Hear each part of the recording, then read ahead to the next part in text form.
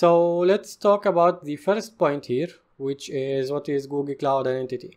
And for this specific point or topic, it's going to be a lot of talking, and we're not going to see anything in the admin console or anything on the web browser. However, after we finish from this one, we'll then move to the talk about how is this relevant. Then we're going to see it in the admin console, and we'll see how we can register for it in the web browser. So before we dive into these points, in a nutshell, Google Cloud Identity is a service that is offered by Google. It will allow you to authorize your users to access other services. So if you have, for example, a cloud application and even on-premise applications that can integrate with Google and Google Cloud Identity, you can have your users use a single identity that is the one you will create on the admin console for Google Cloud Identity. Then users will use this access or this identity to access the applications, the third party or the other applications that you have. So it's similar in a way when you log into a website and it gives you the option to log in using your Google account or your Facebook account or whatever service that application or website integrates with. This is the same idea. You will get the identity or the account from Google, and the service will get it from another place. So if you have like 10 or 15 applications, some organizations have like hundreds of applications. If you have a large number of applications, you don't have to worry about managing the access for your users from each individual application's own user management and database. It's enough you create the accounts on the Google Cloud Identity, and then all of these applications will take the identity information from that Google Cloud Identity database.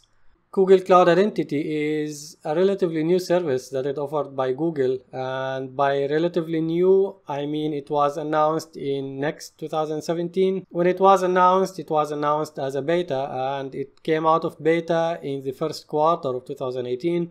So Google started to give more light on it and to talk about more since it came out of beta and it was available for the public to use it and to subscribe in it. It is an offering for identity as a service from Google. So we know that there is software as a service, platform as a service, infrastructure as a service. Those are all offered by Google in the Google Cloud suite or packages. And now we have the identity as a service in the Google Cloud Identity feature or service. This service will allow you to manage the users and their access to the applications that you have in your enterprise or your organization. It will allow you to provision users from other services or to other services using the Google Cloud Identity. Because it allows for auto provisioning and because it allows integration with third-party applications, it means it has to be compatible with standards, and this is done using the SAML standard and many other standards that are supported in Google Cloud Identity. So you can integrate it with any application that is supporting these standards, and you will have no issues at all in making it compatible with those applications. Now, as I mentioned in the beginning of this video, this is one of the services that is not integrated or is not related directly to G Suite. This is the case after they announced it actually in the next 2017. Before, you used to get it as part of the G Suite admin console, and you could integrate that with third-party applications and use Google as the identity provider. However, after they announced it to be a separate product, then you can now subscribe to it and get it even if you do not have G Suite admin console, and we're going to see this in a demonstration later on. Now, as an important note on this specific point, the user who is having a cloud identity license will not be able to access the G Suite services and applications because he still needs a specific license to access the G Suite applications. So you will see this later on in the demonstration when we enable the Google Cloud Identity on a new account. You will see that there is nothing related to G Suite at all other than the familiar look of the admin console that you're going to be using.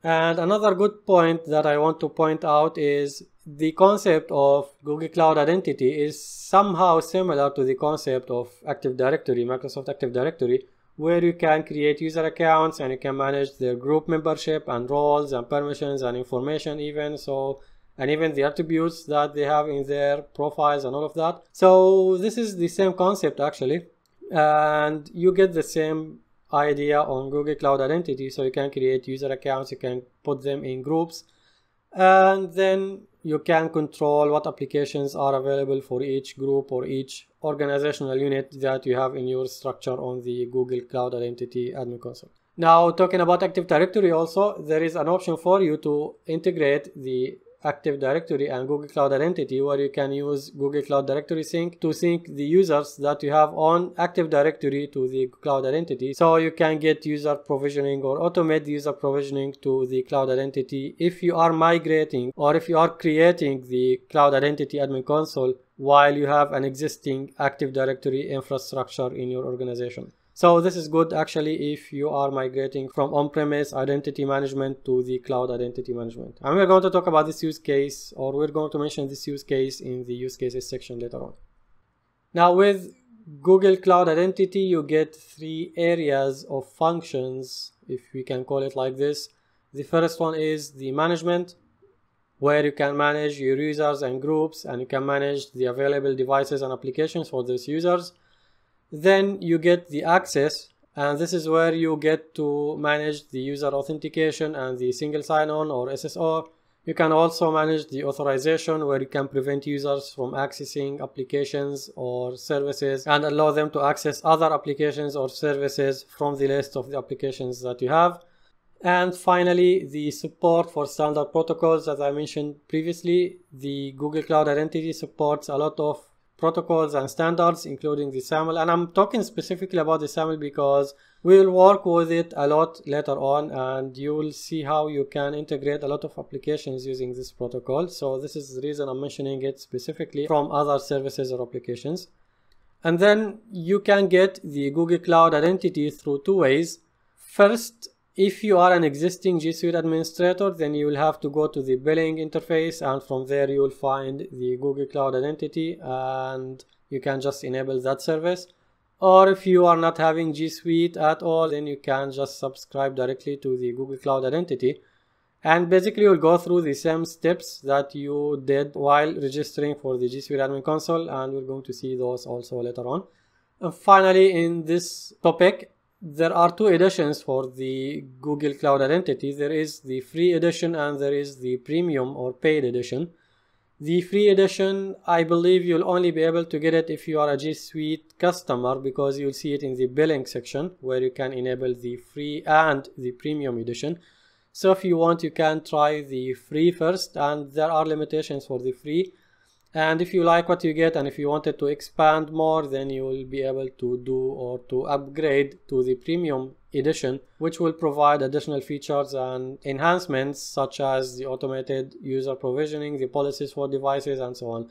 With the free edition, you will get the basic security and the basic identity management, and you can do the 2-step verification, all of that, but you will not be able to get features that are related to Chrome and devices and auto user provisioning that comes with the premium edition of Cloud Identity. Now, talking about the user provisioning, the automated user provisioning, and I'm quoting this from this link that is pointed here.